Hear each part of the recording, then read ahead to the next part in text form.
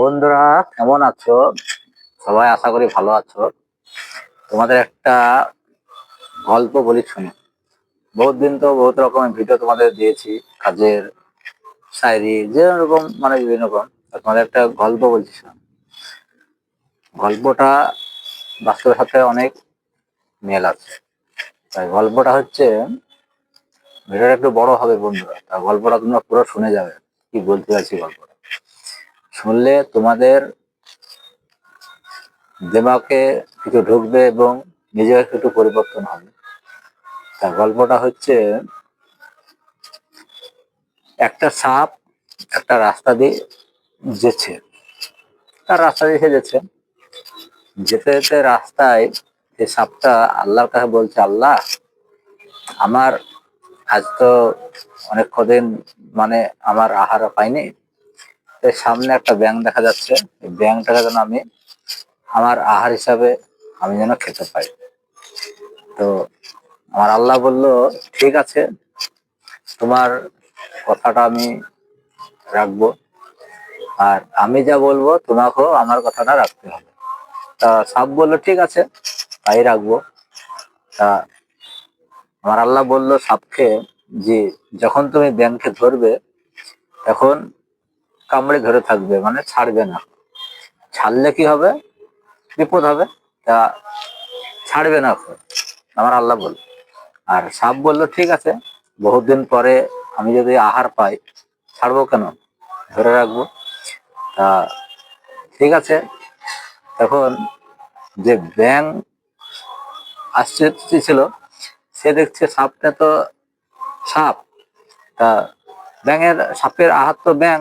তাই ব্যাঙ আল্লাহকে ফেরত করেছে, আল্লাহ, আমাকে তো সাপ দেখলেই খেয়ে ফেলবে, তা তুমি আমাকে রক্ষা করো। তখন ব্যাঙ বলল, ব্যাঙকে আমার আল্লাহ বলছে যে, তাহলে আমি যা বলবো তুমি শুনবে। তখন ব্যাঙ বলছে, ঠিক আছে আল্লাহ, তুমি যা বলবে আমি তাই শুনবো। তখন আল্লাহ বলল ব্যাঙকে যে, তোমাকে যখন সাপ কামড়ি ধরবে তখন তুমি এমন ভাবে মরার অভিনয় করবে বা মরে যাবে, নড়বে না। তখন ব্যাঙ বললো, ঠিক আছে আল্লাহ, তাই হবে। আর যদি নড়ো তাহলে বিপদ হবে। তখন ঠিক আছে, তাই বলেছে, এই হলো। তারপরে যখন সাপ যখন কামড়ি ধরলো ব্যাঙটাকে, তারা হারছে ই করলো। তখন সাপ দেখছে ব্যাঙ তো লড়ছে না, চড়ছে না, কিছু হচ্ছে না, তো মরে গেছে। তখন সাপ বলছে যে, ব্যাঙ তো মরে গেছে, তাহলে এক কাজ করে আমি ছেড়ে দিই। তা যেমন ছেড়ে দিয়েছে, এবার ব্যাঙ দেখছে এই সুযোগ, আমাকে যখন ছেড়ে দিয়েছে, তাহলে এবং সামনে এমনি তাকে দেখছে সামনে একটা ডোবা আছে, বা ব্যাঙ কিন্তু ঘুরে ডোবাতে এক লাভ। তা এখন সাপ তখন আল্লাহকে বলছে, আল্লাহ, তোমাকে তো ফেরত করলাম যে আমার আহারটা তুমি কেড়ে নিও না। এখন আমার আল্লাহ বলছে, তোমাকে কি বলেছিলাম যে তুমি ছাড়বে না, তুমি কামড়ে ধরে রাখবে, তুমি ছেড়ে দিয়েছো, তোমার বিপদ তুমি নিজে করেছো। তা এর জন্য আমাকে দোষারোপ করে লাভ নেই।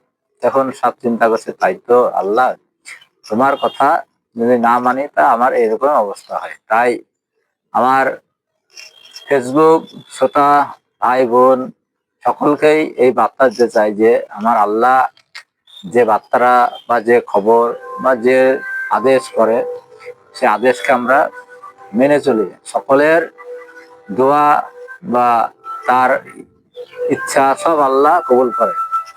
কিন্তু কারো হয়তো কেউ হয়তো, যেমন সাপের, বুঝতে পারলেন, সাপের কথা না শোনার কারণে তার রাহাত চলে গেল, তেমনি আল্লাহর কথা না শোনার কারণেও তার তোমার রুজি চলে যাবে। তাই আমরা চেষ্টা করব সকল ভাই বোনরা, যাতে আমরা আমাদের আল্লাহর কথা মেনে চলতে পারি বা সঠিক রাস্তায় চলাফেরা করতে পারি। তাই গল্পটা যদি ভালো লাগে, সকল ভাই বোনদেরকে বলবো একটা লাইক করো। ভালো থেকো সবাই।